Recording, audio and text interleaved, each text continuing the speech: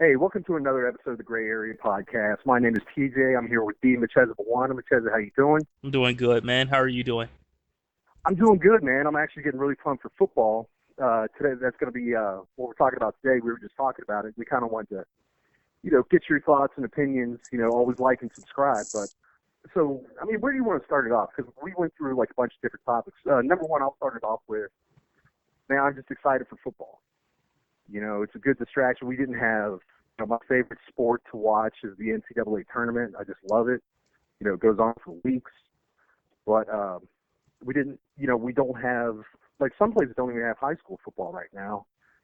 My team in college is going to play, but that's not till Saturday. But that means my team's playing on Saturday and on Sunday. And the first game is today. But I like it because it's a distraction.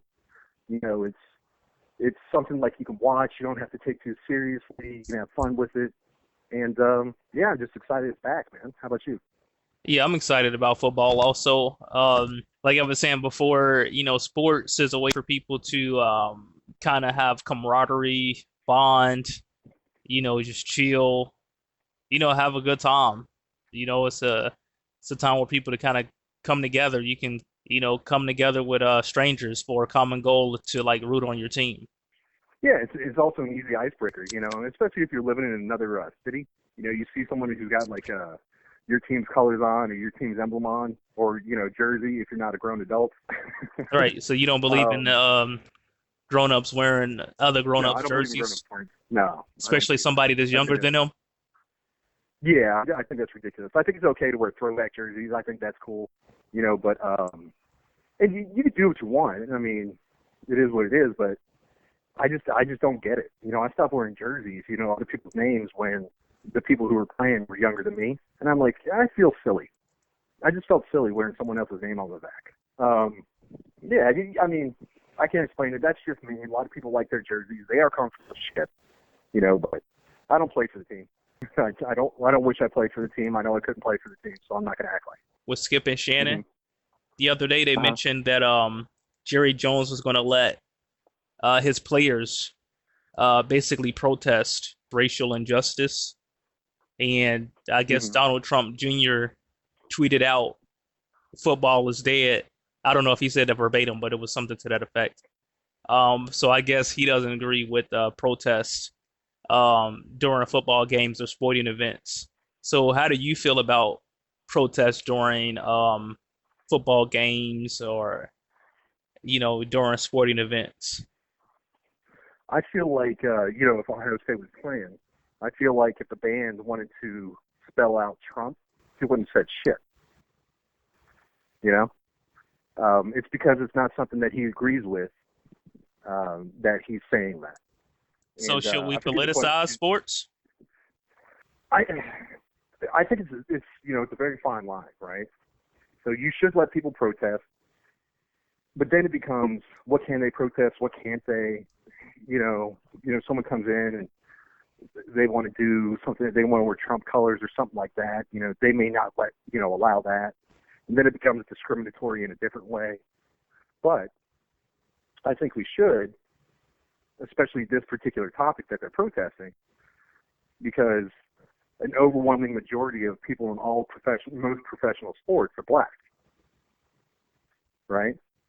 So we're talking NFL, baseball, not hockey, obviously, but NFL, baseball, and basketball.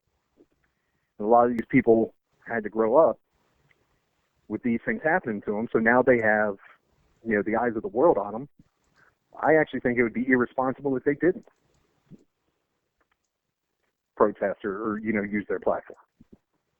Now, with Donald Trump Jr. saying that football is dead, some people claim that the NBA ratings are pretty much at I don't know if at an all-time low. I think I might have saw that, but they say ratings are down because people don't want to see the Black Lives Matter stuff and things of that nature. So Ratings are down. Sorry about that. go ahead. What were you gonna say? Ratings are down because they just decided to have playoffs, no real season, and pick a bunch of teams. Whoever wins this year, there's going to be asterisks next to it. They're playing in the bubble. They're playing in the bubble. So are you I don't dismissing know. it that some people that don't agree with that political ideology have boycotted the NBA? Because if you think about it, it's not like a lot of shows are having new episodes. I mean, basically it's reruns. This is the only thing that really has a new episode, and Yeah, I some mean, people are it's choosing also not to watch it, and sports is the possibly greatest because of reality the TV. protest.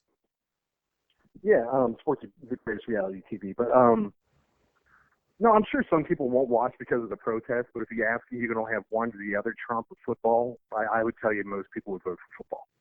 All right, well, let me ask you this. If you were an advertiser, would you say that the NFL has a responsibility to do what's right to get more eyeballs on your product because you're spending money with them to have your product featured on their programming, and you're kind of alienating some of their customers and potential customers? So by doing that, Yeah, by letting the no, I players think protest. well, that all depends on the person. Because as an advertiser, my job is to get my stuff out there to as many people as possible and try to get all the people in my market to buy my stuff, right? But I'm So saying for if my job, you're like Budweiser, are you happy with the NFL allowing players to protest, okay. understanding that some of your customers don't agree with the protest? I mean, it depends on who owns the company, but if it was me, I'd be okay with it. Okay, so You know, will it hurt my bottom? Would it hurt my bottom line? I don't know. well, I guess it has to, because if you say, "Hey, NFL, you guaranteeing me that 10 million people are going to watch this product, right? And you are charging me this amount of money, let's say $10,000 for a commercial, right? But Uh-huh. we're actually not getting that many people because of the protest, and some of those people might even say, "Hey, Budweiser, if you, as an example, Budweiser, if you Mhm. continue to advertise with the NFL, we're going to boycott you." And again, it all depends on what the company is, because a lot of companies are doing the same thing. They're making products or having commercials that bring attention to social justice. I don't think Goya Beans would be very happy. Right, right. Goya Beans would definitely I not be think, happy. yeah, they would not be happy. They would not be advertising with the NFL. But a lot of companies are. I mean, a lot of companies are getting into it and actually putting commercials out there, which is good. I think it's awesome because that means that people are actually paying attention. In fact, there is awareness being made because they didn't do this before. They No, didn't actually make commercials for it. You know. yeah. So what Go ahead. about the owners that have an issue with the players protesting? Do you think if this was the Negro Football League, that the owners would have an issue with black players protesting racial injustice and police brutality? Depends on who the owner is. If the owner was a Trump supporter, yeah, he would. That's my fault, not putting on a Trump supporter. But if the owner was prejudiced, But I'm yeah, saying, he'd have. assuming that if it was a Negro Football League, that all the owners were black, do you think that the owners would have a commonality with the players? And maybe that might Uh-huh. be what a disconnect is with some of the owners in the NFL, since none of them are black. I mean, I don't understand why. I mean, you got these rich white billionaires, and somehow they're disconnected to these black kids who grew up poor. Well, that's what I'm saying. If it was the Yeah. Negro Football League and you had No, I understand. black owners, I understand. do you think that there No, would no, be I an get it. issue? Do you think they would be hand in No, I hand said with the no. owners? Oh, okay. So you think they would Yeah, I be said no. protesting with the players? Yeah, Okay. absolutely. Now, to Just the like go ahead. a lot of white people in the country, owner or not, a lot of them don't see the issue and they just want the status quo to continue. You know, so I think that's what it is. They don't see the Just, issue of racial injustice and racism and police brutality. yeah, a lot of people, I can't speak for all the owners, but they don't see it as, just like a lot of white people, they're just like, oh man, this isn't going on, or it's not as bad as you guys say, and stuff like that. Well, black people kill black people too. You know, Yeah. So that mentality. what if there was a such thing as police brutality and it existed, and there was a such thing as systematic racism? How Oh, and should the owners how know it, and the should owners yeah, agree. how should the players protest? I'm just talking about the players at this point. How should the players protest if we all agree that yeah, it is police brutality and it is racial injustice? How do you think the players should protest, or should they Well, at that protest point, at all during the sporting I event? think whenever there's a camera on them, if they feel that they need to say something, they should. Okay. We're all part of the process, and a lot of people, and this is what I love. Some of the most political people, some of the people who post most of the political shit, right? They're like, no, we don't want to hear your political opinion, sports player. You just play sports. Dude, you're a fucking mechanic. You're skating every day. I noticed that too. When you say stuff like that, a lot of people are delusional. I mean, I've gone through it and I try to fight against it. And a lot of people are hypocrites. And that's you want to You fight can't against sit there being doing the a same thing. hypocrite. Exactly. Because how can you Yeah, say this sports player is less qualified than you are when y'all probably getting the same information from the same place or, which is TV more than likely. Wherever you get your, news from is usually TV. So right. whether somebody gets it from CNN, MSNBC, Fox News, more than likely you're getting it from a news source and somebody's telling you this and you're not Right. even checking the source and doing your own objective research on it. You know what I'm saying? So Right. it's Right. actually hypocritical. Yeah, shut up and dribble. It's like, Yeah, shut up and fix the you're allowed to have car. your, I guess you can say shut up and something fix like the that. car. Yeah, I don't need to hear about your Trump shit. I need to stop saying Trump, man, because I don't want to be divisive. But, I don't need to hear about your divisive shit. Just shut up and fix the car. And times for political conversation. So have A you? lot of people love to have them. Go ahead. No, you can go ahead.